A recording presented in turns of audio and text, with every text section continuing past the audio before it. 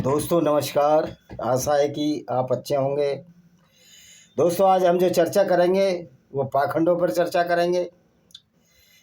हर विचारधारा सिर्फ एक पाखंड के खिलाफ कुछ नहीं है। और दोस्तों ये जो हम मंदिरों में जाते हैं, वहाँ मूर्ति को दूध से नहलाते हैं, धुलाते हैं, ये आपकी आस्था का विषय हो सकता है, लेकिन इसमें आपको मिलता कुछ नहीं है, सिवाय आप अपना टाइम बर्बाद कर रहे हैं। और मंदिरों की बात नहीं कर रहा हूँ मैं जो इस्लाम का अल्लाह है, जो एक नकली अल्लाह है, फ्रॉड अल्लाह है, उसके नाम पर मरने काटने को हमारे मुस्लिम भाई तैयार हो जाते हैं, अल्लाह अकबर के नारे लगाते हैं। आपने कभी देखा है कि किस तरह इस्लाम में जब संसाधन नहीं थे, इसी मोहम्मद को जब तेल ईजाद नहीं हुआ था, जो तुम्हारा एक नकली पैगंबर है, काफिले लूटने पड़े थे और औरतों को नजद के बाजारों में बेचा, उसके बदले घोड़े और हथियार खरीदे। तो क्या ये धर्म है? दोस्तों ये धर्म नहीं, ये आइडियोलॉजी नहीं, ये एक जीवन जीने की पद्धति थी जो मोहम्मद ने ईजाद की। उसके पास पैसा नहीं था, लगभग वो भूखे मरते थे। एक बार एक मछली समुद्र के किनारे आ गई तो मोहम्मद ने मरी मछली खाई, क्योंकि काफिले लूटना इनकी मजबूरी थी। और विशुद्ध रूप से व्यापारी बहुत थोड़े होते हैं, बहुत थोड़े लोगों के पास पैसा होता है। तो ये तो दूसरा विषय है। आज हम सिर्फ सनातन वैदिक धर्म में जो पाखंड फैलाए गए हैं उनकी चर्चा करेंगे। तो दोस्तों ये जो सनातन वैदिक धर्म में जो पाखंड हैं, क्या मंदिर पर दूध चढ़ाने से गरीबी देश की दूर हो गई? और मज़े की बात है, जो लोग गरीब हैं, जो लोग अज्ञानी हैं, वही लोग मंदिरों में जा रहे हैं, घंटे बजा रहे हैं, लेकिन फिर भी गरीबी दूर नहीं हो रही। ईश्वर या जो परमात्मा है, आपको शरीर दे दिया, वो आपका फ़ायदा कुछ नहीं कर सकते। ईश्वर कुछ नहीं करेगा, ये सब कुछ आपको ही करना है।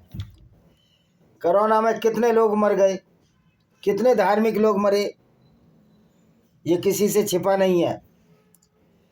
लोगों को 4 कंधे नसीब नहीं हुए। ऐसे ऐसे लोगों को जो मंदिरों में जाते थे, रोज़ भगवान से प्रार्थना करते थे, 4 कंधे नसीब नहीं हुए उनको।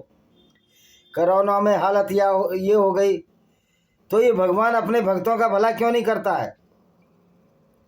ये भगवान सिर्फ उन्हीं का भला क्यों करता है जो भगवान के नाम पर कथावाचक, पंडे पुजारी, जो मेहनत की कमाई एक झूठी आस्था के नाम पर खा रहे हैं। जो मंदिर का भगवान अपनी रक्षा खुद नहीं कर सकता, वो आपकी रक्षा करेगा? जो मस्जिद का अल्लाह, अगर कोई मस्जिद टूट जाए उसको नहीं रोक सकता, क्या मुसलमानों की भलाई करेगा? या जिसी तरह से चर्च है, जो ईसाई का भगवान जहाँ रहता है, अगर चर्च टूटता है, चर्च पर बम डलते हैं, तो वो जीसस बचाने क्यों नहीं आता? वो अल्लाह बचाने क्यों नहीं आता? वो सर्वशक्तिमान बचाने क्यों नहीं आता? इससे सिद्ध होता है कि ये जो धर्म का जो आडंबर है, चोला है, जो पाखंड है, ये हम लोगों ने बढ़ाया है। आज कथावाचकों के पास हजारों करोड़ रुपए हैं। कथावाचक हवाई जहाज में चलते हैं। मुरारजी बापू वहाँ इस्लामिक कंट्रियों में कथावाचक बनता है, और उस इस्लाम की जिसको ABCD नहीं आती, वो वहाँ उस इस्लाम को अच्छा बताता है। ईरान में आज 62% लोगों ने इस्लाम छोड़ दिया है। मैं मानता हूँ कि हिंदू धर्म की एक बड़ी अच्छी व्यवस्था है, वसुदेव कुटुंबकम, पर क्या ये हम लागू करते हैं? आज एक हिंदू बनिया ही अपनी दुकानों पर हिंदुओं को नौकर रखता है, और उनको इतने पैसे ही मिलते हैं कि वो गुजारा भी मुश्किल से कर पाते हैं। आज देश इतना बड़ा धार्मिक है, पार्टी भी धार्मिक है, जो राम के नाम पर लोगों को बेवकूफ़ बनाकर आई, जिसको भारतीय जनता पार्टी कहते हैं। कितने करोड़ लोगों को ये मोदी जी कहते हैं, छाती ठोक कर 56 इंच के सीना, कहते हैं कि हम इतने लोगों को राशन दे रहे हैं, फ्री राशन दे रहे हैं। ये शर्म का विषय नहीं है इनका कि राम के देश में 80 या 60 करोड़ जो भी लोग हैं, टेक्निकल आंकड़ों पर मत जाइए, वो लोग भारत सरकार के दिए हुए राशन पर जिंदा हैं।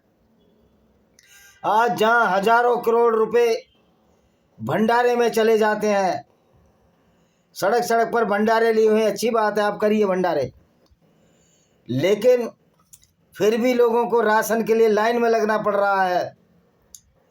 और वो भंडारे कौन करा रहे हैं? जो उद्योगपति हैं, जो जिनके मुनाफे बढ़ते जा रहे हैं, मुनाफे पर मुनाफा बढ़ता जा रहा है, उनके बंगले बन रहे हैं, एंटॉप हिल बना हुआ है। अब अडानी का, लोगों का खून चूस रहे हैं वो लोग, और वो भंडारे करा रहे हैं। एक आम आदमी क्या हैसियत है को भंडारे करा सके? ईमानदारी के पैसे से कितने भंडारे होते हैं, हमें बताइए। तो दोस्तों, जितना पाखंड इन भंडारों के नाम पर कराया जा रहा है, धर्म के नाम पर लोगों को गुमराह किया जा रहा है। मैं अमीरों से कोई सवाल नहीं पूछना, क्योंकि अमीर तो गरीबों को या अनपढ़ लोगों को मूर्ख बना रहे हैं। मैं आज सवाल उन गरीब भाइयों से पूछना चाहता हूं, अगर भगवान इतना ही अच्छा है, भगवान सब कुछ जानता है, तो आप लोगों की गरीबी आज तक क्यों दूर नहीं हुई? क्यों आज आप लोग मुफलिसी में जी रहे हो? क्यों आपको भंडारों पर निर्भर रहना पड़ता है? और ये लोगों को, जितने कम पढ़े लिखे लोग हैं, जितने भी बेचारे भोले भाले लोग हैं, उनको ये जो धर्म के ठेकेदार हैं वो भरमा रहे हैं। आज भंडारे चलाने वाले लोग, धर्माचार्य, धर्म के ठेकेदार लोग ये कहते हैं कि हम तो इतने लोगों को खाना खिला रहे हैं, आचार्य अनुरुद्ध प्रसाद जी। कोई कहता हमने इतने भंडारे चला रखे हैं। तो भाई वो पैसा किसका है? वो हम लोगों के पैसे से आप भंडारे चला रहे हैं, लेकिन भंडारों की आड़ में जो पाखंड चलाया जा रहा है कि सब भगवान पर छोड़ दो, ईश्वर पर छोड़ दो। भाइयों, आज तक तो ईश्वर किसी ने देखा नहीं है, हमने तो देखा नहीं है। और फिर ईश्वर इतना ही अच्छा है तो किसी को अंधा, कोढ़ी, लंगड़ा, लूला क्यों बनाता है? जब ईश्वर दयावान है तो सबको क्यों नहीं एक जैसा बनाता? फिर कहते हैं तो पापों की सजा भुगत रहे, पिछले कर्म बुरे थे इसलिए लंगड़े लूले हो गए। तो मैं ये पूछना चाहता हूँ, जिस बच्चे ने अभी जन्म लिया ही नहीं, जन्म लिया ही है, वो कैसे मर जाता है? अगर पिछले कर्म की वजह से मरा तो पैदा ही क्यों हुआ? तो दोस्तों, हमने ये देखा है कि धर्म के नाम पर सिर्फ अखाड़े चलाए जा रहे हैं। क्यों आप अभिमुक्ता सरस्वती जी, क्यों आप 7 करोड़ के रथ में चल रहे हैं? कोई धर्माचार्य आपने देखा भूखा नंगा है, गरीब है? स्वामी प्रेमानंद जी की बात छोड़ दीजिए, ऐसे लोग बहुत कम होते हैं। मैं ये नहीं कह रहा कि ऐसे लोग नहीं हैं, नहीं हैं, ज़रूर हैं, पर भारत में हिंदू धर्म को बर्बाद करने वाले ये धर्माचार्य हैं, पाखंडी धर्माचार्य हैं। आसाराम बापू जैसे लोगों को बेल मिल जाती है इस देश में। सतपाल महाराज जैसा एक फ्रॉड और पाखंडी व्यक्ति जो कहता है कि अल्लाहू अकबर में कबीर का नाम है। अरे कबीर किसको बोलते हैं और कदीर किसको बोलते हैं? कदीर बड़ा और कबीर बहुत महान। तो अकबर, अल्लाहू अकबर का मतलब अल्लाह महान है, तो उसमें कबीर कहाँ से आ गया? तो इस तरह के फ्रॉडी कुछ काम सतपाल महाराज अच्छा कर रहा है, रामपाल महाराज, कि ब्राह्मणवाद के खिलाफ लड़ाई लड़ रहा है, ब्राह्मणवाद की जो पाखंडवादिता है उसके खिलाफ लड़ाई लड़ रहा है, लेकिन इससे भी कुछ होने वाला नहीं है। आप लोगों को बहुत आगे जाना पड़ेगा। मैं ये सोचता हूँ कि अगर मैं घंटों भगवत भजन में बैठा रहता और अपनी किताब ना पढ़ता, अपनी डिग्री ना लेता, तो क्या मैं नौकरी कर सकता था? भगवान पेपर लिख कर आएगा। तो इसलिए मैं कहता हूँ कर्म ही महान है और ईश्वर तो सांकेतिक रूप है, इसका कोई अस्तित्व आज तक कोई नहीं दिखा पाया। तो दोस्तों, हम ये बताना चाहते हैं आपको, गरीब लोगों से मैं कहना चाहता हूँ कि इन भंडारों में, इन कीर्तनों में मत जाइए। ये बड़ी सिंपल सी बात है कि आपको भी पता है कि अच्छे काम क्या है, बुरे काम क्या है। क्या आपको ये नहीं पता कि अच्छे काम क्या है, बुरे काम क्या है? राधा स्वामी, ये जितने भी संत, निरंकारी संत, ये इनके अड्डे हैं। सदविचार क्या वैसे पता नहीं लगते? क्या सदविचार जब आप दान दोगे, वहां जाकर अपना समय खराब करोगे, तभी आपको सदविचार मन में आएंगे। और जितने भी सदविचार आपको दिलाते हैं वो सारे के सारे अधिकांश लोग आतंकी हैं, अपराधी हैं। कौन जेल में नहीं गया? राम रहीम जेल में नहीं गया, रामपाल महाराज जेल में नहीं गया, आसाराम बापू जेल नहीं गया। ये लोग संत नहीं हैं, ये धर्म की आड़ में चोला पहने हुए लुटेरे, हत्यारे और आतंकवादी हैं। ये बात आपको समझ में आनी चाहिए। और मैं ब्राह्मणों को कोई नहीं, पर मैं पिछड़ी जाति, जो सुकोल्ड पिछड़ी जाति है हिंदुओं की, और दलित भाइयों से उनसे ये कहूँगा कि आप ईश्वर में आस्था रखो, लेकिन आप इन बाबाओं के, पाखंडियों के अखाड़ों में मत जाओ। इनके यहाँ जाना छोड़ो। जो साधु संत होते हैं कंदराओं को भाव में रहते हैं, उनको कोई धर्म का लालच नहीं होता, धन का लालच नहीं होता। आज भी नर्मदा किनारे ऐसे लोग रह रहे हैं, ऐसे महात्मा लोग रह रहे हैं कि जो लोग गरीबों को खाना खिलाते हैं, आश्रम में शेल्टर पाते हैं गरीब, वहाँ 2 वक्त का खाना, रोटी, ऐसे हजारों आश्रम खुले हुए हैं जहाँ गरीबों की सहायता होती है। इन पाखंडी ढोंगी बाबाओं से तो अच्छे वो हैं जो कुत्ते, बिल्ली, गाय, बैलों की सेवा करते हैं। असली संत वही हैं, क्योंकि उनका समाज में एक इम्पैक्ट दिखता है, एक सुधार दिखता है। जानवरों की सेवा हो रही है, पशु पक्षियों की सेवा हो रही है। मजे की बात है कि जैन धर्म के लोग बड़ी दया बात करते हैं, तो लेकिन दयावानीता अब सिर्फ इनके मुनि और ऋषियों में रह गई है। वरना तो जो भी पकड़ा जा रहा है भ्रष्टाचार में, जो जिला बदर हो रहा है, वो जैन है। चाहे वो अमित शाह हो, चाहे वो हर्षद मेहता हो, ये क्या अपने धर्म का पालन कर रहे हैं? जैन लिखने से कोई जैन नहीं हो जाता, सनातनी लिखने से कोई सनातनी नहीं हो जाता। वस्तुतः सनातन की आड़ में ये सारे के सारे लोग ढोंगी अपराधी हैं, पाखंड फैला रहे हैं। मंदिरों में दान देने से क्या फायदा होगा आपको? मंदिर का दान पुजारी और मैनेजमेंट मिलकर खा जाएंगे। ऐसे मंदिरों की क्या आवश्यकता है जहाँ पाखंड का पाठ पढ़ाया जाता हो, हनुमान जी को सूरज खिलाना सिखाया जाता हो, जो हनुमान जी प्रतीक है एक बहादुरी के, वैराग्य के। उसी हनुमान जी को आपने बंदर की पूंछ लगाकर नचवा दिया हनुमान जयंती में। ये हमारे संस्कार रह गए हैं।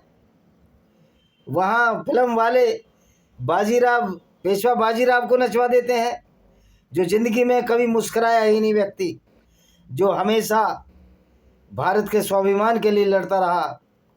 ये साधु संतों से देश सुधरने वाला नहीं है।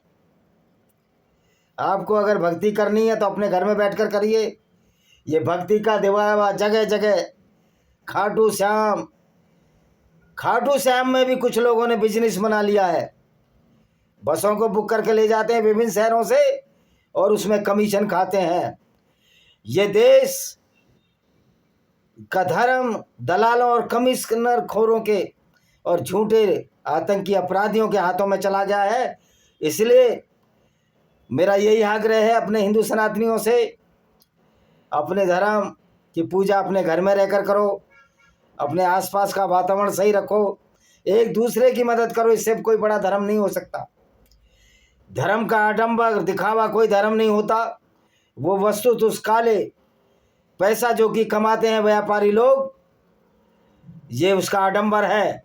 और वो पैसा साधु के नाम पर जो लुटेरे बैठे हैं इस देश में, कथावाचकों के नाम पर उनकी जेब में जा रहा है और वो इससे अय्यासी कर रहे हैं।